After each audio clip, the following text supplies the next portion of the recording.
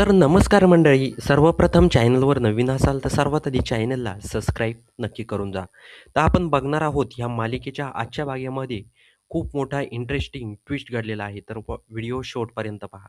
तर मंडळी होतं असं, जो आर्यन असतो तो तिथंच मम्मी साहेबांच्या घरी मुक्कामी थांबलेला असतो. कारण मम्मी साहेबांचा खूप आग्रह असतो, की "आर्यन बाळ तू इथंच राहा." त्यानंतर आर्यन तिथं थांबतो. आणि थांबल्यानंतर जी मंजू असते ती पण शुद्धीवर येते आणि ती पण झोपते. रात्रीची वेळ असते, ती पण झोपी जाते. तर होतं असं, जी मंजू असते ती झोपी गेलेली असते. तेवढ्यात आर्यन रात्री गुपचूप तो येतो आणि गुपचूप दरवाजातून बघतो मंजू झोपेल आहे का?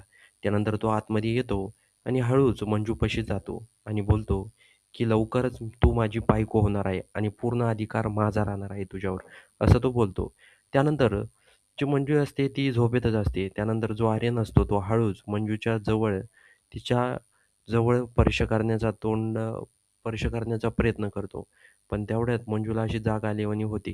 तेवढ्यात ती उठायला लागते तर आर्यन तिथून गायब झालेला असतो. त्यानंतर मंजूला थोडासा भात झालेला असतो. त्यामुळे ती इकडं-तिकडं बघते कोणी आहे का?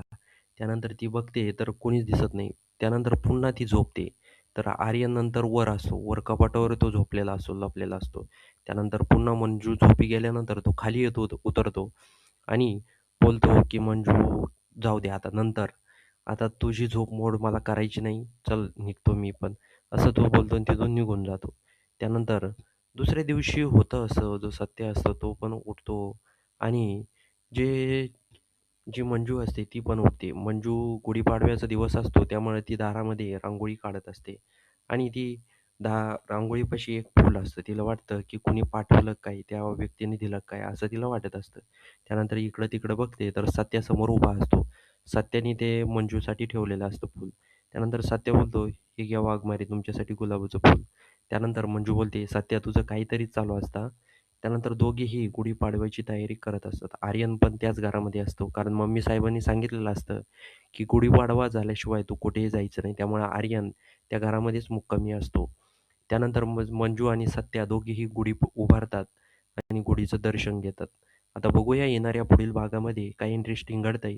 हे बघण्यासाठी चॅनलवर नवीन असाल तर सर्वात आधी चॅनलला सबस्क्राईब सर्वात आधी करून जा.